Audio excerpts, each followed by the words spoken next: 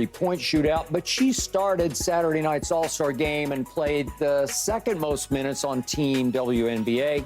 26 minutes to, if you're counting, 18 for Angel Reese, who outscored Caitlin 12-4, out-rebounded Caitlin 11-1.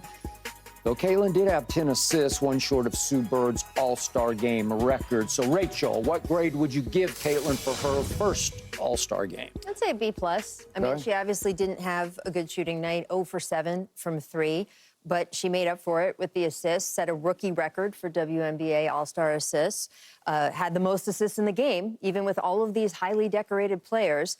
And you have to look beyond what actually happened on the court. I mean, she is, again, responsible, and not solely, other players are too. But Caitlin is the mover. She is the most responsible for the rise in interest in the WNBA and the rise in interest in this All-Star game. So you have to look at everything she contributed here.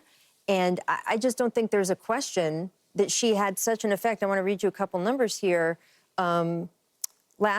Last year, the top 11 players in All-Star fan voting collectively reached 702,000 votes. So that's 11 players collectively getting that many votes. Caitlin Clark this year received 700,000 votes just on her own.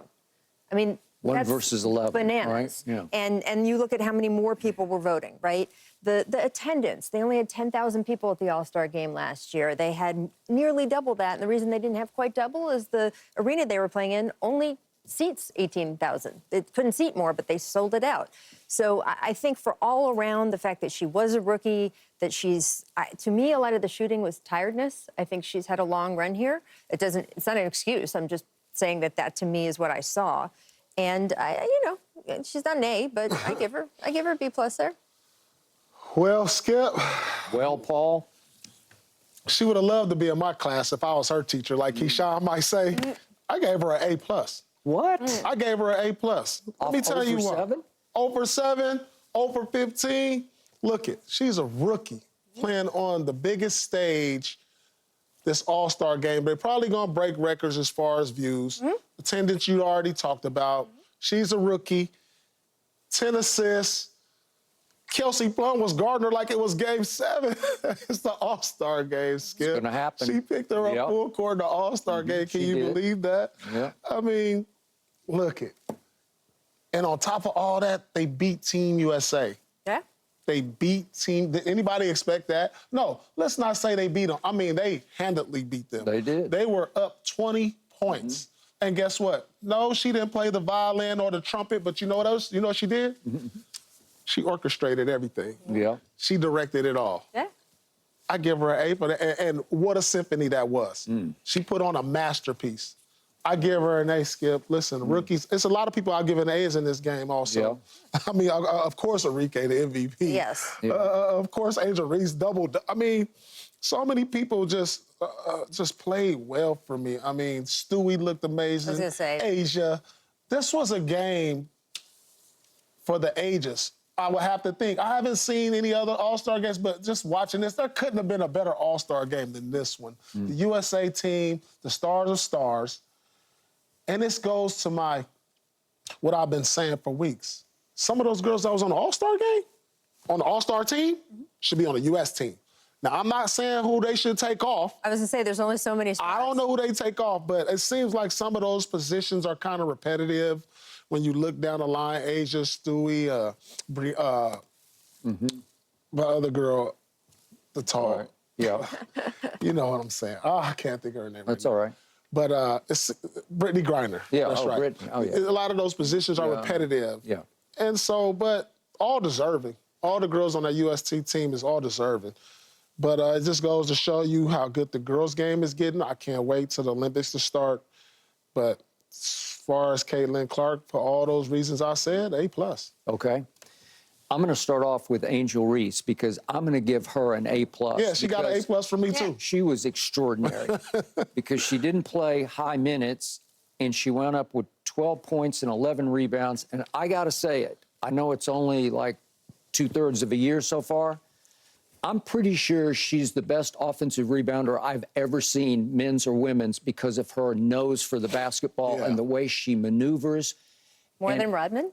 more than Rodman, offense, like Rodman's total. Okay. But Rodman wasn't just offense, and she's half offense. Like her rebounds are almost 50-50 offensive rebounds. She goes out there 50%. among those very tall women you just detailed, and she got 11 rebounds with 5 of them offensive. And every time she would get one, I'd say, how did you do that? Yeah. Because it's nose for ball, it's playing the carom. You have to have, there's some sort of weird genius to it where you have to just be able to anticipate the bounce, the carom, where's it gonna go? And she's always in the right place at the right time. And then, you know what I think of fourth quarters, she goes 3 out of 4 shots in the fourth quarter and had 3 more rebounds and led the charge. I thought she was kind of the lightning rod in the fourth quarter to hold off Team USA. And to your point, Paul, it became, Team USA outscored them 30-29, but when you can get 29 on them in a quarter, it worked, and it held them off. Okay, back to Caitlin. This is so shocking to me that I'm still having a hard time wrapping my arm around it and my head around it. And Paul and I have discussed briefly this last week, but Caitlin Clark is the opposite of what I thought she was. Yeah. Seriously. I thought she was the Steph Curry of women's basketball because that's mostly what she was at Iowa. I mean, she broke all the records. She broke all the scoring records. And there have been bursts of that this year so far, but she's turned more and more to, like you said, John Stockton, you know, like she's just... She just morphed her game into... She did. Like Harden yesterday of Harden today. Yeah. You know, Harden was like that scorer, and now he's more of an assist guy. Okay. That's what she's done. Okay. So she is in a terrible three-point shooting slump, and we'll get more into this a little bit later in the show. But I'm looking at her last 7 regular season games, and she was 17-65, which is 26%. And if I throw on the 0 for 7 in this game, that would drop her to 24% over 8 games. So maybe she just wore out because, as you well know, if your legs go, your three-point shot just goes because you can't get your legs up underneath it. And also, as you well know, if you get a demon down in your psyche about it just won't go in for whatever reason, it just you're just like a touch. You're 2 inches off to the right or the left. All of a sudden, you're in a slump. I don't know what your worst slump was. No, but you know what it is, Skip, too. I can tell you this. And I know they don't play in the same pro arenas, but college arenas are different from pro arenas. Yeah. Like, I'm talking about the lighting. Let's say the lighting is a huge thing. the lighting is like the way you see the basket is different. Yep. In the NBA or WNBA from where you play in college. It's a thing. It's like you can be on your floor and you can shoot however many percentage or a high percentage in college. Then first time I remember stepping on the NBA floor, we went to the Chicago United Center when I was in college, and I was just like, whoa, is the court longer? Is the rim higher? Were you in that early season thing at the United States? They had it every year. It's like the tip-off. Yes, yeah, right. yes. So I played in that, and that was my first experience playing in the NBA arena, and it just seemed like everything was bigger. It was more fans. The court seemed bigger, and I know it's the same court.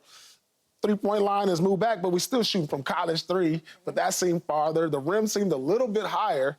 And so she'll make the adjustment. She's a great shooter, so it'll take time. She'll make the adjustment. Not everybody comes in and just, even though they're known for I even beat Steph Curry in the three-point contest his rookie year. Brought that up several times. His rookie year, because he was still getting adjusted to the NBA courts. Now, I will never beat him ever again in my life, so I cherish that. You don't know that. I cherish that.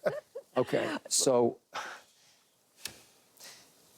I had never even thought about assists in an all-star game because I just didn't care, because it's such a mad scramble and everybody's jacking up threes that it seemed like there aren't that many great passes because you don't need to make great passes because you're mostly just feeding people on the perimeter and they're going to catch it and shoot it, right?